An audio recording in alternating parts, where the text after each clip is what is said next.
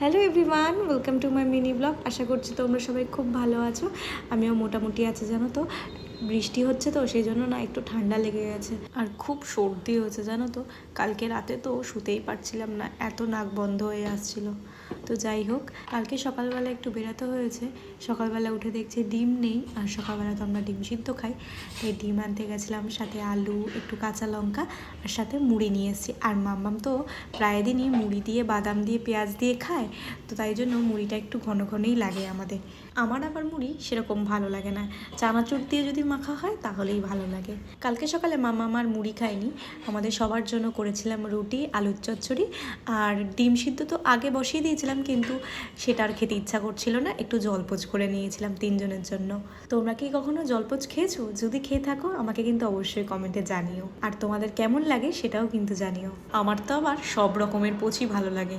ডিম আবার বেশি সিদ্ধ হয়ে গেলে না সেরকম একটা টেস্ট লাগে না, আমার একটু হাফ হাফ সিদ্ধ হবে, সেটাই ভালো লাগে। তো তারপরে বাসি ঘরটার ঝাড় দিয়ে আমি স্নানে চলে গেছিলাম। স্নান টান করে তারপরে ব্রেকফাস্ট করেছি।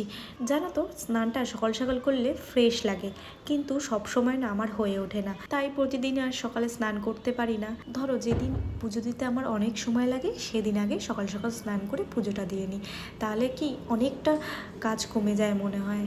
এই যে মিনিমালাইজডের এই ফেস ওয়াশটা আমার না সেরকম স্যুট করেনি, কিন্তু কি বলো তো, ফেলে দেবো, এত টাকা দিয়ে কিনেছি তাই একটু মেখে নিচ্ছি, একটু শেষের দিকে গেলে তখন ফেলে দেবো।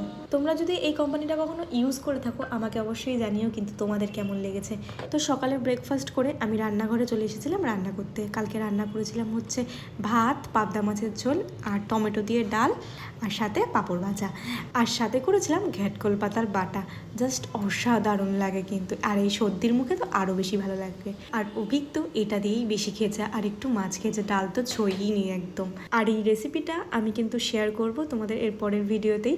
তো আজকের ভিডিওটা এই পর্যন্তই। তোমাদের কেমন লাগলো অবশ্যই আমাকে কমেন্টের মাধ্যমে জানিও। ভালো লাগলে একটা লাইক করে দিও। সবাই ভালো থেকো, সুস্থ থেকো, আর সবাইকে ভালো রেখো। আজকের মতন টাটা।